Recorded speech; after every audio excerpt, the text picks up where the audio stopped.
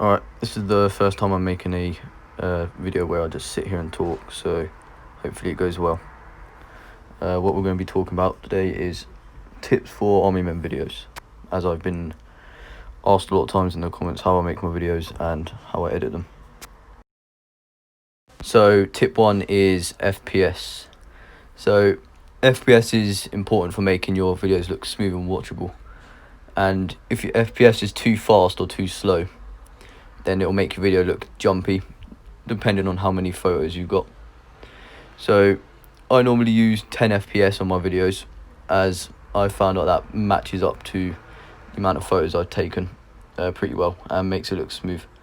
But what you should do is just experiment with your video and choose an FPS which suits the video. So if you look on this video I made quite a while ago, it looks really glitchy and jumpy because the FPS I used didn't really match up too well to the video, and I moved the soldiers too much distance per shot, so try to avoid doing that. Alright, so the second tip is angles, and angles are important for keeping your video entertaining, because if you only have one angle for the whole video, it will make your video look really boring. As you can see in the background, I'm constantly changing the angle so you can see the perspective from the green side and the tan side during the battle. I just recommend changing the position every now and then just to spice up the video a bit and make it more entertaining. So this is one of my older videos, and you can see the camera position just stays the same for most of the video, and it just looks really boring and not entertaining at all.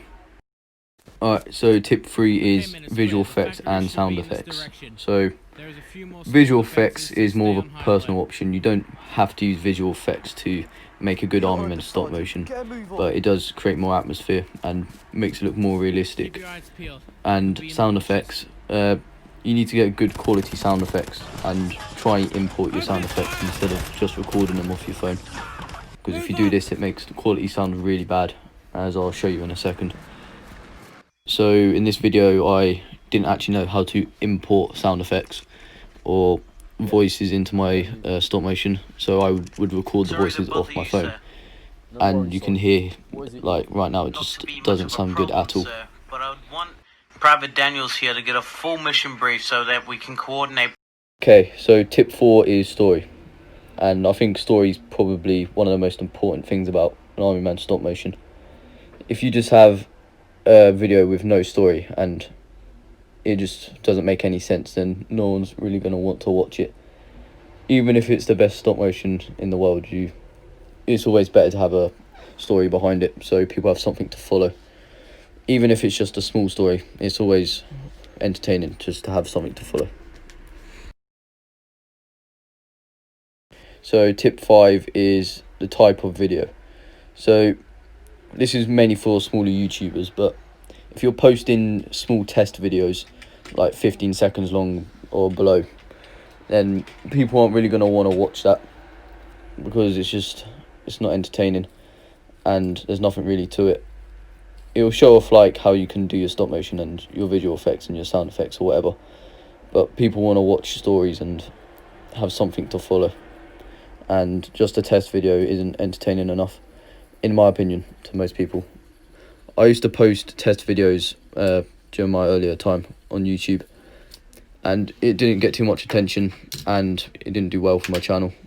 So this is just a suggestion for smaller YouTubers in the stop motion community trying to boost their channel. Okay, so that's my tips video on army men stop motion. If you want to know what apps I use to edit my videos and get my visual effects from, then I'll put them in the description. So if you just go check out there, yeah, you'll find what I use. If you've got any questions, just leave it in the comments. Just want to mention, I am by no means a professional stop motion animator. I am just doing this for fun on YouTube pretty much, and I like entertaining people with the stop motions I create. So yeah, as I said, if you've got any questions, just leave it in the comment section, and if you want to tell me anything, just leave it in the section as well, and have a good day.